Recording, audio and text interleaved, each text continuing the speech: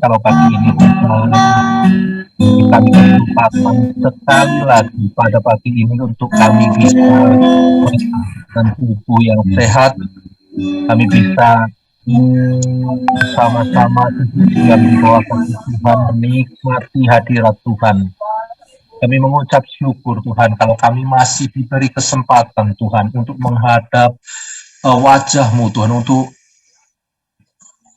merasakan hadirat-Mu pagi ini, menyegarkan hati kami, menyegarkan jiwa kami. Kami mengucap syukur Tuhan, saatnya kami rindu mendengarkan Tuhan berbicara kepada setiap kami melalui hamba-Mu Tuhan. Urapi hamba-Mu Tuhan, pakai hamba-Mu sehingga hamba-Mu boleh menjadi alat sebagai saluran berkat untuk Tuhan berbicara atas setiap kami, dan kiranya Tuhan memberkati setiap kami sehingga setiap daripada kami boleh menangkap rema yang daripada Tuhan. Kami percaya ketika kami membuka hati kami, bergairah mendengarkan Tuhan berbicara atas kami percaya Tuhan pasti memberikan sesuatu rema atas setiap kami. Engkau sendiri yang mengetahui setiap apa yang menjadi pergumulan kami, dan biarlah firman-Mu menjadi kekuatan bagi setiap kami. Kami serahkan semuanya dalam kuasa tangan-Mu Tuhan, dalam nama Tuhan Yesus. Haleluya. Amin. Ya, shalom kembali Bapak Ibu. Puji Tuhan kita bisa berkumpul, bertemu kembali, bertemu di udara. Kalau zaman dulu zaman saya kecil ada radio, bertemunya di udara. Kalau dengan Zoom ini juga bertemunya di udara juga. Oke. Hari ini saya rindu untuk membagikan firman Tuhan ada di kitab Yohanes pasal yang kelima ayat 1 sampai dengan yang ke-9. Saya serahkan kepada yang bertugas untuk membaca firman. Yohanes 5 ayat 1 sampai 9. Sesudah itu ada hari raya orang Yahudi dan Yesus berangkat ke Yerusalem. Di Yerusalem, dekat pintu gerbang domba ada sebuah kolam yang dalam bahasa Ibrani disebut Bethesda, ada 5 serambinya. Dan di serambi-serambi itu berbaring sejumlah besar orang sakit, orang-orang buta, orang-orang timpang, dan orang-orang lumpuh yang menantikan goncangan air kolam itu. Sebab sewaktu-waktu turun malaikat Tuhan ke kolam itu dan menggoncangkan air itu. Barang siapa yang terdahulu masuk ke dalamnya sesudah goncang air itu menjadi sembuh apapun juga penyakitnya. Di situ ada seorang yang sudah 38 tahun lamanya sakit. Ketika Yesus melihat orang itu berbaring di situ, dan karena ia tahu bahwa ia telah lama dalam keadaan itu, berkatalah ia kepadanya, "Maukah engkau sembuh?" Jawab orang sakit itu kepadanya, "Tuhan, tidak ada orang yang menurunkan aku ke dalam kolam itu apabila airnya mulai goncang, dan sementara aku menuju ke kolam itu, orang lain sudah turun mendahului aku." Kata Yesus kepadanya, "Bangunlah, angkatlah tilammu, dan berjalanlah." Ayat 9, dan pada saat itu juga sembuhlah orang itu, lalu ia mengangkat tilamnya dan berjalan. Tetapi hari itu hari Sabat. Amin. Oke, terima kasih sudah dibantu untuk membaca. Bapak Ibu, tema kita pada hari ini adalah, judul kita yang akan kita bahas adalah sakit rohani.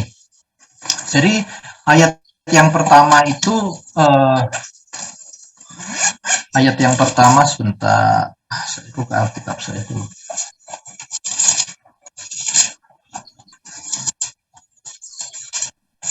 Ayat yang pertama berbicara sesudah itu ada hari raya orang Yahudi dan Yesus berangkat ke Yerusalem. Ayat yang kedua, di Yerusalem dekat pintu gerbang domba ada sebuah kolam yang dalam bahasa Ibrani disebut Bethesda. Ada 5 serambinya. Kita mau lihat dulu arti kata dari Bethesda. Bethesda itu kalau saya lihat di kamus Alkitab artinya adalah rumah belas kasihan. Jadi pada zaman itu diceritakan di sini bahwa banyak orang ketika menghadapi masalah atau sakit, mereka datang ke kolam itu untuk mengharapkan sebuah kesembuhan. Kalau arti Bethesda adalah rumah belas kasihan, demikian juga pada zaman kita saat ini, meskipun Bethesda-nya sudah tidak ada, tetapi apapun yang saat ini sedang kita hadapi, datang pada Tuhan untuk minta belas kasihan itu adalah salah satu kunci kesembuhan kita. Di ayat 3 di situ dikatakan, dan kan tadi dikatakan dalam bahasa Ibrani artinya Bethesda ada 5 serambinya, dan di serambi-serambi itu berbaring sejumlah besar orang sakit, orang-orang buta, orang-orang timpang, orang-orang lumpuh yang menantikan goncangan air kolam itu. Jadi satu kolam namanya Bethesda, di situ ada 5 serambinya. Kalau saya baca di literatur dikatakan bahwa ada satu serambi yang membelah kolam ini menjadi 2. Jadi kolam itu ada satu kolam, ada 5 serambinya, yang satu serambinya membelah kolam ini, yang 4 serambinya ada di pinggir-pinggirnya, mengelilinginya. Dan di situ dikatakan bahwa ada banyak orang sakit. Mari kita lihat orang-orang sakit apa saja yang ada di situ. Di situ dikatakan sejumlah besar orang sakit. Berarti tidak sedikit orang sakit yang datang ke Bethesda untuk mengharapkan belas kasihan atau kesembuhan daripada Tuhan. Di situ dikatakan sejumlah besar orang sakit, berbaring di sejumlah orang sakit, orang-orang buta. Jadi ada orang-orang buta berarti yang buta tidak satu, tapi lebih daripada satu, karena dikatakan sejumlah besar, jadi pasti banyak orang buta. Yang kedua, orang-orang timpang, berarti yang timpang tidak satu, banyak orang timpang. Kemudian orang-orang lumpuh, berarti banyak yang lumpuh, yang menantikan goncangan air kolam itu. Jadi mereka datang untuk menantikan goncangan air kolam, dan dikatakan banyak orang sakit. Cuman yang dikategorikan cuma 3 sakit aja, jenis penyakit: buta, timpang, lumpuh. Kenapa kok mereka menantikan goncangan air kolam itu? Ayat 4 dikatakan, sebab sewaktu-waktu turun malaikat Tuhan ke kolam itu dan menggoncangkan air itu, barang siapa yang terdahulu masuk ke dalamnya sesudah goncangan air itu menjadi sembuh apapun juga penyakitnya. Jadi dikatakan mereka menantikan goncangan air kolam itu. Kapan goncangan air kolam itu terjadi? Di situ dikatakan sewaktu-waktu. Sewaktu-waktu itu kapan sih? Nggak ada yang tahu. Jadi tiba-tiba, ujuk-ujuk kalau bahasa Jawanya. Jadi nggak ada orang tahu. Jadi setiap orang mesti harus siap sedia. Ketika goncangan itu terjadi, orang yang pertama kali masuk, dikatakan dalam ayat 4, mereka sembuh apapun penyakitnya. Nah, sekarang yang menjadi pertanyaan, kalau klasifikasi dari penyakitnya adalah buta, timpang, lumpuh. Buta itu tidak bisa melihat tapi bisa jalan, bisa lari. Timpang itu bisa melihat, bisa jalan tapi terseret-seret, tidak bisa cepat maksudnya. Lumpuh bisa lihat, bisa dengar, tapi tidak bisa jalan. Nah, sekarang yang jadi pertanyaan, mari kita sedikit berandai-andai. Di antara orang buta, timpang, lumpuh, kalau terjadi goncangan air yang dikatakan sewaktu-waktu, yang tidak ada yang pernah tahu ujuk-ujuk terjadi, kalau kita boleh berandai-andai, di antara buta, timpang, lumpuh, mana yang paling cepat duluan sembuh? Pasti logika kita pasti bilang orang buta pasti bisa lebih cepat, karena apa? Dia bisa lari meskipun dia tidak bisa melihat. Asal dia deket kolam, begitu ada goncangan, biar gitu, dia langsung bergerak, cepat gerakannya. Yang kedua, mungkin orang timpang. Dia bisa lihat, dia bisa dengar, tapi dia kalah cepat larinya sama orang buta, tapi dia masih lebih cepat daripada orang lumpuh. Dan yang paling kasihan sebenarnya adalah orang lumpuh. Kenapa? Pasti dia kalah cepat. Yang buta lari duluan, yang timpang jalan duluan, yang lumpuh pasti nyeret-nyeret, bener enggak? Jadi di sini dikatakan siapa yang pertama kali masuk ketika goncangan itu terjadi, sembuh apapun penyakitnya. Nah, kalau kita berandai-andai, yang paling kasihan sebenarnya adalah orang yang lumpuh. Ayat yang kelima, di situ dikatakan, di situ ada seorang yang sudah 38 tahun lamanya sakit. Ayat kelima mengatakan di situ ada seorang yang sudah 38 tahun lamanya sakit. Pertanyaan saya, mohon Bapak Ibu jawab, mungkin tulis di kolom chat. Orang ini sakit apa? Banyak daripada kita pasti menjawab orang ini sakit lumpuh. Karena sejak dari sekolah minggu diceritakan bahwa orang ini sakitnya lumpuh.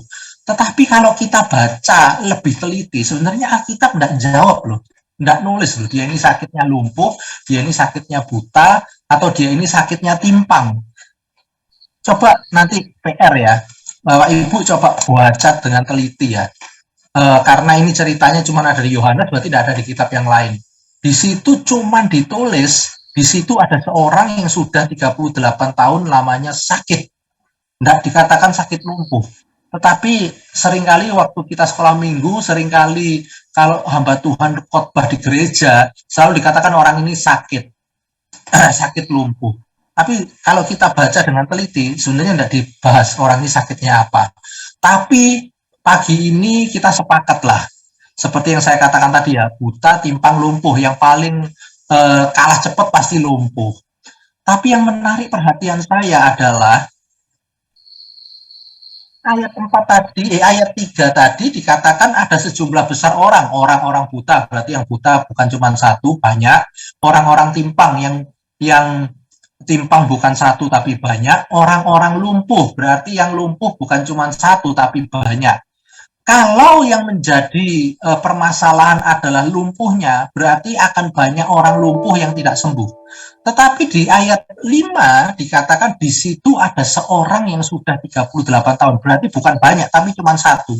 Berarti ada lumpuh yang sembuh dong. Ada lumpuh yang sembuh dong. Kalau kita berandai-andai ya, kalau itu ada kolam tuh banyak gitu ya. Buta lari duluan sembuh. Ketika rebutan buta lagi yang sembuh. Ketika rebutan buta lagi yang sembuh. Mungkin yang buta sudah banyak yang sembuh, tinggal timpang dan lumpuh. Berarti kan timpang sembuh. Berarti tinggal yang lumpuh. Tapi kan orang itu kan pasti datang terus yang buta yang datang lagi kan. Dia pasti kalah. Kalau dikatakan secara fisik pasti orang lumpuh kalah. Tapi ayat 5 dikatakan bahwa di situ ada seorang yang 38 tahun sakit.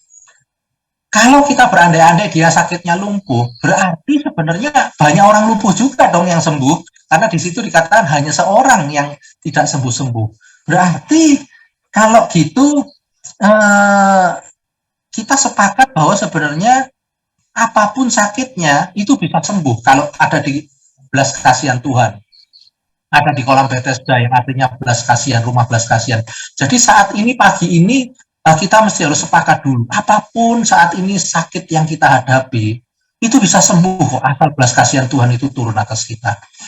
Nah, kita juga mesti sepakat dulu. Berarti sebenarnya kalau kita lihat, kalau banyak orang lumpuh sembuh, berarti aslinya penyakit fisik itu bukan masalah.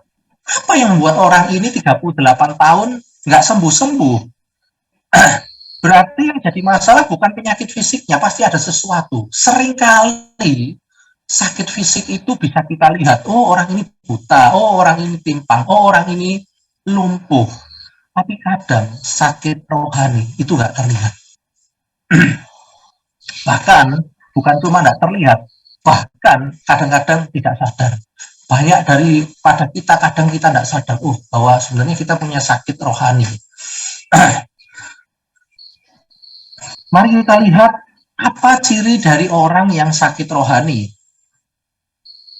Kita lihat di ayat 6.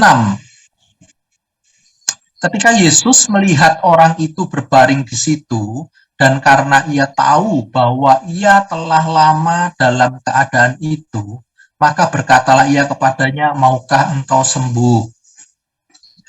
Highlight saya, titik fokus saya ada di kata-kata bahwa Ia telah lama dalam keadaan itu. Bukan cuma 1 tahun, bukan cuma 2 tahun, tetapi 38 tahun. 38 tahun itu bukan waktu yang sedikit, Bapak Ibu. Menantikan waktu 30 tahun, 38 tahun itu lama. Di situ dikatakan ia telah lama dalam keadaan itu. Apa ciri orang yang sakit rohani? Ciri orang yang sakit rohani yang pertama adalah tidak punya keinginan untuk berubah. Ini jujur kadang-kadang kita sendiri juga nggak menyadari. Sampai Yesus itu tanya, maukah engkau sembuh? Saudara-saudara, Bapak Ibu pernah nggak dengar ada orang yang mengatakan seperti ini? Aku ini wis koyok ngene, mau gimana lagi? Pernah nggak dengar orang seperti itu? Jujur banyak orang yang nyaman dengan kehidupannya dan dia tidak mau berubah, apalagi dalam kelemahannya. Hidup itu adalah sebuah perjalanan. Kalau saya ibaratkan adalah perjalanan menaiki sebuah tangga. Tangga yang menuju kepada, ya kita mengejar yang namanya sebuah kesempurnaan lah. Meskipun semua daripada kita tidak sempurna, tapi mengejar kesempurnaan Kristus. Jadi jangan terus berhenti di satu anak tangga. Jangan jatuh dalam kesalahan yang sama terus-menerus. Jangan terlalu lama ada di padang gurun kita. Seringkali kita nggak sadar, seringkali kita punya kelemahan, seringkali kita terus nyaman di situ, seringkali kita ada di situ terus tanpa disadari 1 tahun, 2 tahun, 3 tahun, ternyata udah lama di situ dan menjadi sebuah hal yang rasanya nggak mau berubah. Nggak apa-apa, andai kita itu jatuh, bukan berarti saya mengizinkan kita jatuh dalam dosa, tidak. Tapi maksudnya begini, kalau kita jatuh, satu titik kita jatuh dalam dosa, itu tidak apa-apa. Tapi jangan sampai kita hidup dalam dosa. Apalagi menikmati dosa. Nangkep bahwa ini ya. Jadi, nggak apa-apa kalau satu ketika kita itu jatuh dalam dosa. Tetapi jangan sampai kita itu hidup dalam dosa, apalagi menikmati dosa. Seringkali kadang-kadang kita itu nggak mau berubah. Ngamuan terus saya, umpama, mohon maaf. Satu ketika sampai seperti apa yang saya katakan, lu aku ki yo ngene. Aku ki ya kayak gini. Nggak mau berubah. Padahal untuk mencapai kesempurnaan Kristus, kita itu mesti harus berubah, berevaluasi diri setiap hari. Seringkali ada di antara kita yang jatuh dalam dosa, berusaha tapi tanpa sadar hidup dalam dosa, tanpa disadari mulai menikmati dosa, dan itu menjadi sebuah kehidupan dosa, dan itu tidak boleh Bapak Ibu, harus segera berubah, harus segera memperbaiki diri, dan tanpa sadar itu sebenarnya menjadi kita itu sakit rohani. Sakit fisik bisa terlihat, sakit fisik bisa disadari, tapi sakit rohani itu nggak terlihat Bapak Ibu. Kadang-kadang kita nggak sadari. Itu ciri yang pertama. Ciri yang kedua, kita bisa lihat di jawabannya. Ketika Yesus ayat 6 dikatakan, maukah engkau sembuh? Jawaban dari orang sakit itu adalah seperti ini. Jawab orang sakit itu kepadanya, Tuhan, tidak ada orang yang menurunkan aku ke dalam kolam itu apabila airnya mulai goncang. Sampai di yang A saja. Ya. Di situ dikatakan jawab orang sakit itu padanya, Tuhan, tidak ada orang yang menurunkan aku ke dalam kolam itu apabila airnya mulai goncang. Ciri yang kedua, orang yang sakit rohani adalah selalu menyalahkan orang lain. Di sini dikatakan bahwa ketika Tuhan tanya sama dia, ya maukah engkau sembuh?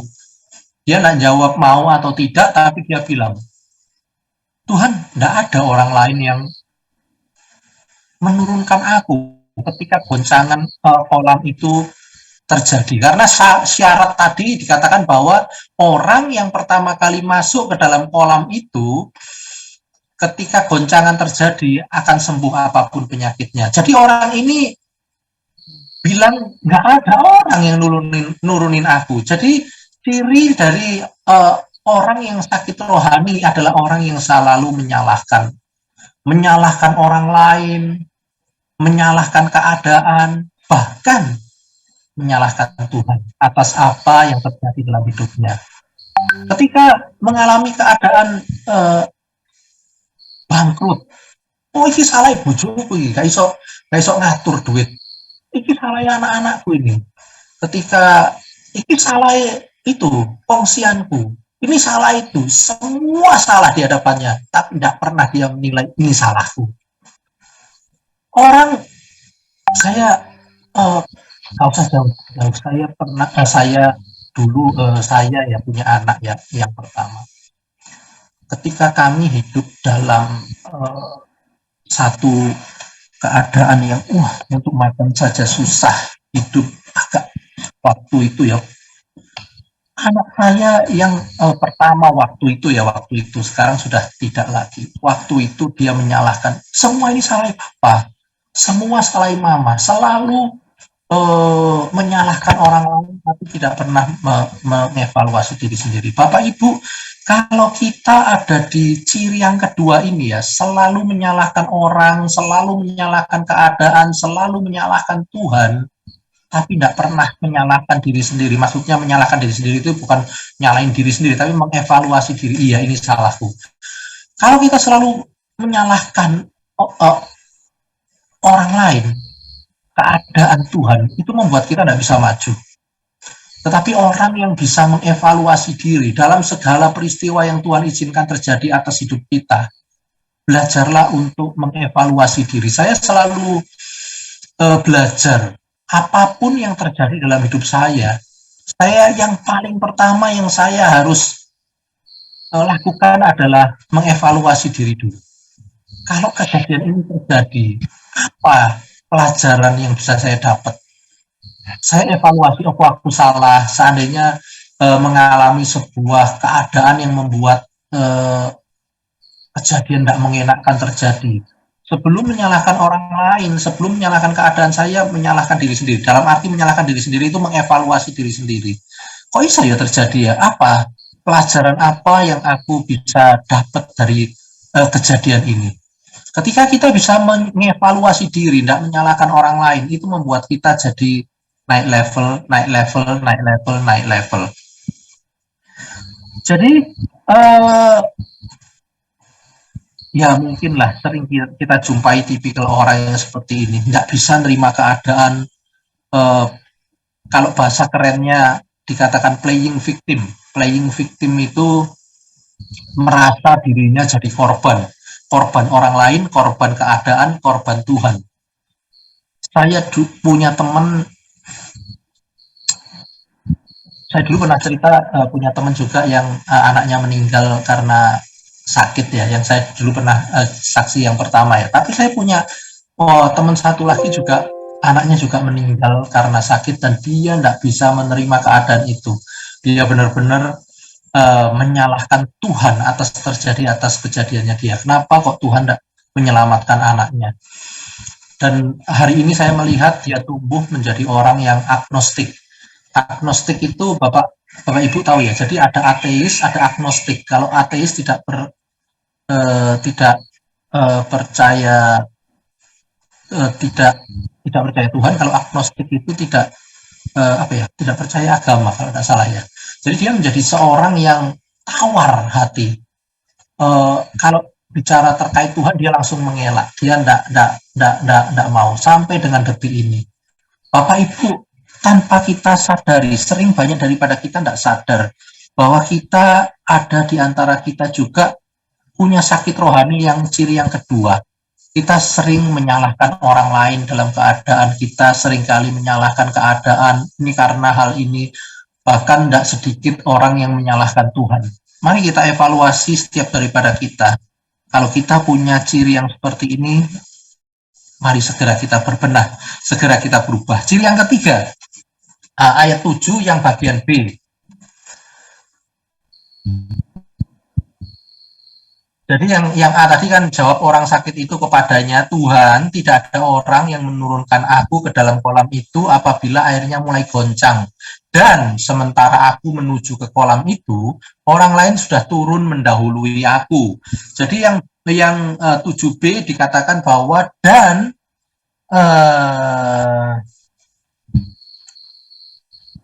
sementara aku menuju ke kolam itu, orang lain sudah turun mendahului aku. Ciri yang ketiga dari sakit rohani adalah tidak punya pengharapan, sudah tidak ada pengharapan, tidak punya pengharapan. Kata-kata di sementara aku turun, orang lain sudah mendahului aku. Jangan sampai setiap daripada kita kehilangan pengharapan, Bapak Ibu. Orang ini sudah nggak punya keinginan untuk sembuh. Setiap orang yang datang ke kolam Bethesda, satu yang diinginkan, dia dapat belas kasihan Tuhan. Satu yang dia inginkan, ketika goncangan air itu terjadi, dia harus jadi orang yang pertama untuk menceburkan diri dalam kolam itu dan dia jadi sembuh. Tapi, mungkin pengalaman membuat dia menyerah. Kalau tadi kita sepakat bahwa mungkin orang ini sakitnya adalah sakit lumpuh. Saya ajak Bapak Ibu berandai-andai.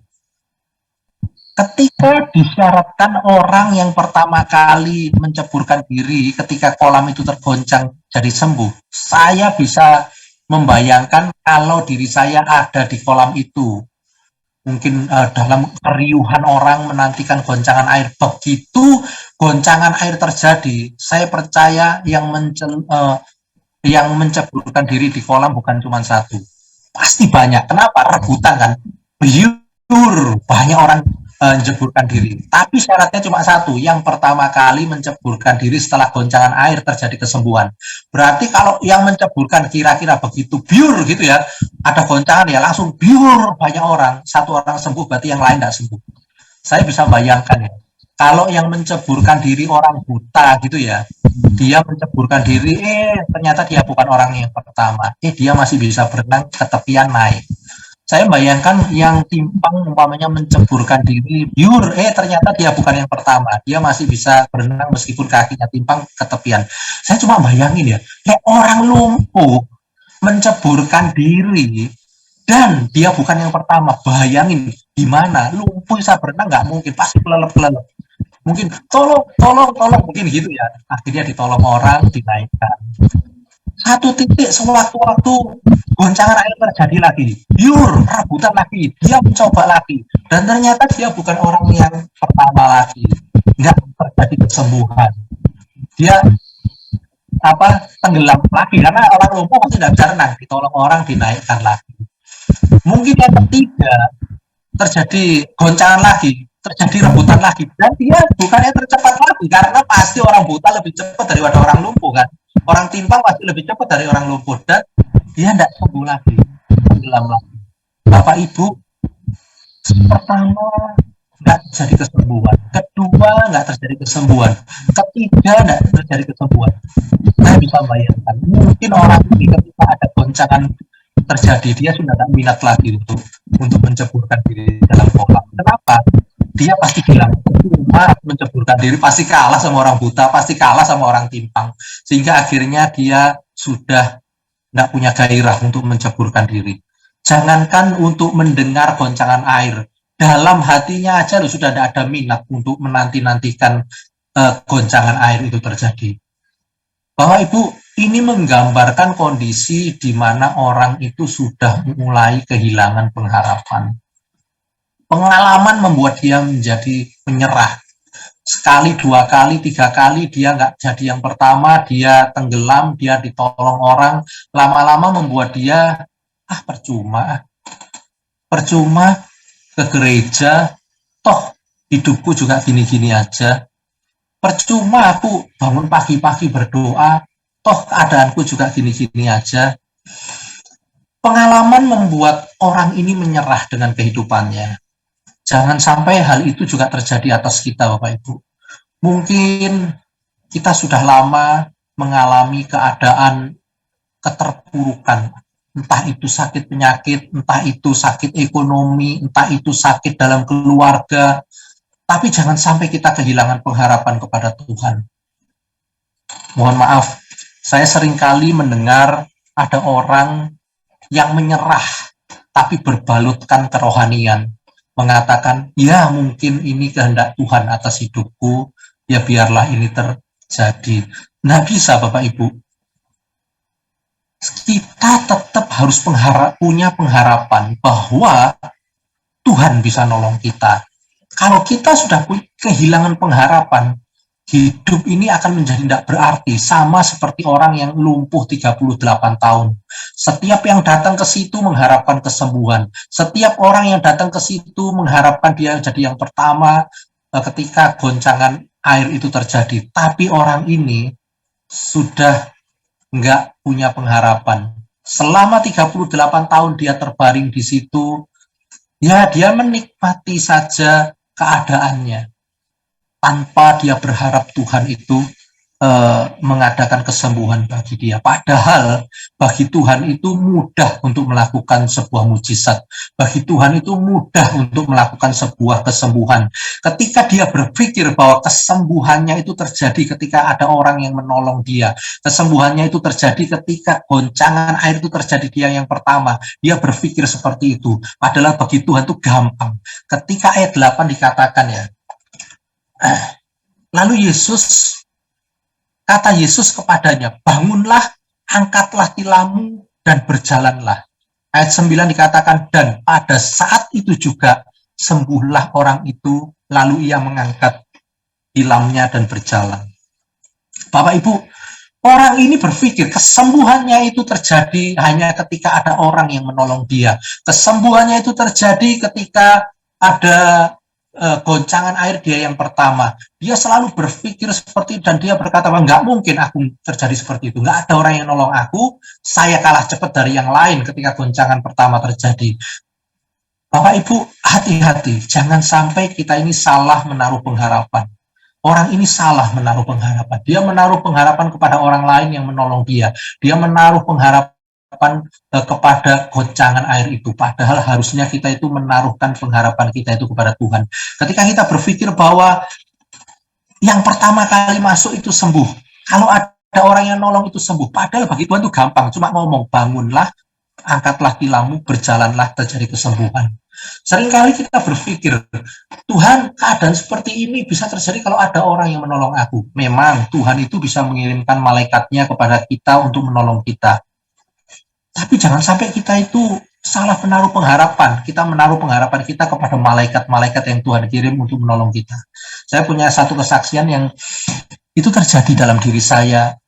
Saya punya salah pengharapan. Saya menaruh pengharapan yang salah. Dulu ketika saya kerja aja sulit, waktu itu saya kerja properti yang tidak ada gaji tetap, membuat kehidupan itu nggak pasti. Tetapi karena kehidupan doa saya baik, banyak Tuhan itu mengirimkan malaikatnya untuk nolong saya. Saya dulu pernah cerita enggak ya, waktu saya nggak punya uang, hari itu liburan, anak-anak berkata, kita mau kemana Pak? Kita mau kemana Pak? Nggak apa-apa, nggak punya duit, terus via apa? Ya saya ajak anak saya untuk berdoa, yuk kita berdoa aja yuk, kita nyanyikan satu pujian. Kemurahan-Mu lebih dari hidup, kemurahan-Mu lebih dari hidup. Saya ajak anak-anak saya nyanyi, saya ajak, habis nyanyi selesai doa amin, tiba-tiba pintu saya diketuk, ada orang yang tiba-tiba di pintu saya, dan itu teman saya, dan tiba-tiba dia berkata, kok kau kasih hadiah Natal ya? Dikasih saya satu amplop, dan ketika saya buka, lebih dari cukup untuk liburan. Saya berkata pada anak saya, ini loh Tuhan mengirimkan malaikatnya. Tapi Bapak Ibu, saya punya satu kesalahan. Satu kesalahan saya apa? Kejadian-kejadian yang Tuhan izinkan terjadi, mengirimkan malaikatnya membuat hati saya berubah. Berubah itu dalam arti begini. Saya setiap kali menghadapi permasalahan, saya selalu berpikir, siapa lagi ya yang Tuhan kirim untuk nolong saya ya? Saya salah naruh pengharapan. Saya menaruh pengharapannya kepada malaikatnya, sopo yang akan dikirim Tuhan untuk menolong saya. Dan tadi ya, di situ hati saya mulai bergeser. Saya mulai menaruh pengharapan saya kepada siapa ya yang Tuhan tolong untuk nolong saya ya. Siapa ya yang Tuhan taruh untuk nolong saya. Hal ini membuat saya salah menaruh pengharapan. Saya sudah tidak menaruh pengharapan kepada Tuhan, tapi kepada siapa ya yang Tuhan kirim ya. Nah, ini juga salah. Hari ini kita diingatkan, jangan sampai kita hilang pengharapan. Kadang-kadang kita selalu berpikir, oh harusnya cara Tuhan untuk nolong saya adalah seperti ini, seperti ini, seperti ini, dan seperti ini. Padahal Tuhan itu punya banyak cara untuk nolong kita. Kalau kita boleh baca Alkitab ya, selama di keempat Injil ya, kalau kita boleh amati ya, ketika Yesus mengadakan mujizat, satu orang dengan yang lain, itu caranya beda-beda. Orangnya boleh sama kejadiannya, lumpuh. Lumpuh yang satu, cuman dikatakan bangun, angkat tilammu, berjalanlah. Lumpuh yang lain, dikatakan besar imanmu, sembuhlah. Buta yang satu cuman diludahin, ditaruh lumpur, kemudian ditaruh di matanya dan sembuh. Tapi buta yang lain beda lagi keadaannya. Lumpuh yang pendarahan yang satu hanya megang jubahnya sembuh. Tapi pendarahan sakit yang lain cuman dikatakan satu patah kata saja, hambaku akan sembuh. Bapak Ibu, Tuhan kita itu punya 1001 macam cara untuk nolong kita. Pikiran kita kadang-kadang rumit. Aduh, cara ku keluar dari keadaan ini. Padahal bagi Tuhan itu semudah membalikkan telapak tangan. Semudah Tuhan berbicara, bangun, angkat tilammu, berjalanlah. Mari Bapak Ibu, saya ajak Bapak Ibu saat ini, apapun yang saat ini sedang kita alami, janganlah kita kehilangan pengharapan kepada Tuhan. Taruh pengharapan kita itu kepada Tuhan, karena bagi Tuhan itu mudah sekali untuk menolong kita. Yang sulit itu adalah merubah hati kita. Padahal firman Tuhan, saya lupa ayatnya di mana, dikatakan ini Tuhan itu sedang menanti-nantikan kita untuk mencurahkan kasih-Nya atas kita. Tapi kadang kita itu tidak sadar.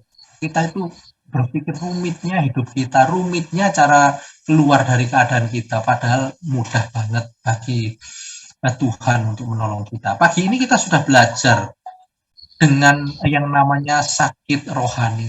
Sakit jasmani bisa kelihatan, sakit jasmani bisa dideteksi, tapi sakit rohani itu kadang nggak terlihat, kadang kita tidak sadari. 3 ciri sakit rohani yang sudah kita pelajari dari perikop ini, yang pertama adalah suka menyalahkan orang lain. Yang kedua, yang pertama tidak punya keinginan untuk berubah. Yang kedua selalu menyalahkan orang lain. Yang ketiga adalah tidak punya pengharapan. Bapak Ibu, sakit rohani ini jangan dianggap enteng, karena sakit rohani membuat kita tidak bisa maju, membuat kita tidak bisa menggenapi apa yang Tuhan inginkan terjadi atas kita. Bagaimana caranya supaya kita sembuh dari sakit rohani? Yang cuma satu saja kalau saya lihat di perikop ini adalah mengundang Yesus untuk hadir dalam hidup kita. Loh, kita orang Kristen kok masa Yesus belum ada dalam hidup kita? Belum tentu, Bapak Ibu. Dalam perjalanan hidup kadang-kadang kita meninggalkan Tuhan, tidak menyertakan Tuhan dalam hidup kita. Ayat 6 tadi jelas sekali kelihatan ketika Yesus melihat ia berbaring di situ, karena ia tahu bahwa ia telah lama dalam keadaan itu. Maka Yesus datang karena Yesus tahu dia sudah lama ada dalam keadaan itu. Buat Yesus hadir, buat Yesus menurunkan belas kasihannya atas kita. Itulah yang membuat sakit rohani kita disembuhkan. Saya berharap apa yang saya sampaikan ini mudah dimengerti oleh Bapak Ibu. Saya berharap apa yang saya sampaikan ini menjadi berkat buat Bapak Ibu. Saya serahkan kembali pada Pak Agung.